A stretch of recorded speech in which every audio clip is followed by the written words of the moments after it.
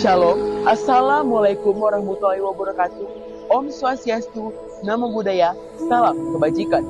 Perkenalkan, saya Excel Teo Tumalang, siswa di SMP Negeri 1 Bitung, yang saat ini akan meresensikan buku yang berjudul Daun yang Jatuh Tak Pernah Membenci Angin, yang ditulis oleh Tere Lie, yang diterbitkan oleh Sabak Grip Nusantara pada tahun 2023 untuk cetakannya yang keempat, diterbitkan di kota Jakarta.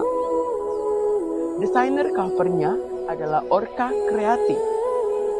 Dan buku ini mempunyai 258 halaman dengan dimensi buku yaitu 20 cm dan dicetak oleh PT Gramedia. Tere Lie adalah seorang seniman, terutama dalam menciptakan buku.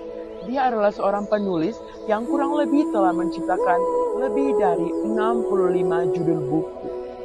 Buku Daun yang Jatuh Tak Pernah Membenci Angin ini adalah buku yang menceritakan tentang seorang gadis miskin, tapi dalam perjalanannya dia memiliki banyak perjalanan hidup yang bisa dia pakai dalam kehidupan sehari-hari menuju kedewasaannya. Dan buku ini memiliki ketertarikan dalam hal pelajaran-pelajaran hidup yang bisa ia tanamkan dalam kehidupan sehari-hari. Tokoh utama dalam cerita ini yaitu yang bernama Tania, seorang gadis yang hidup dalam kekurangan bersama dengan keluarganya. Dia tinggal bersama ibu dan adiknya karena ayahnya telah meninggalkan dia untuk selama-lamanya. Tania dan adiknya sehari-hari adalah seorang pengamen. Kemudian ia bertemu dengan seorang laki-laki yang bernama Dana. Dengan mengenalnya, keluarga Tania dan juga keluarga kecilnya mulai merasa dan bertambah lebih layak. Seiring berjalannya waktu, karena sakit yang diderita oleh ibunya harus meninggalkan Tania dan keluarga kecilnya, bahkan pun seluruh orang terdekatnya untuk selama-lamanya. Padahal 2 bulan sebelum kepergian ibunya, dia mendaftarkan dirinya untuk mendapatkan beasiswa di Singapura. Dan ternyata dia pun diterima. Dan dengan berat hati dia harus meninggalkan adiknya, bahkan pun orang-orang terdekatnya untuk melanjutkan pekerjaan yang harus dilakukan dia sebagai seorang pelajar. Kemudian sekarang dia sudah sampai masa SMA, yang dimana disinilah dia tahu bahwa dia mempunyai rasa kepada Danar, seorang laki-laki yang 14 tahun lebih tua dari dirinya.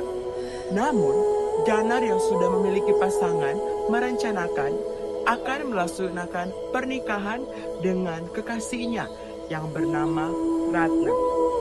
Dia pun merupakan seorang yang bernama Dana.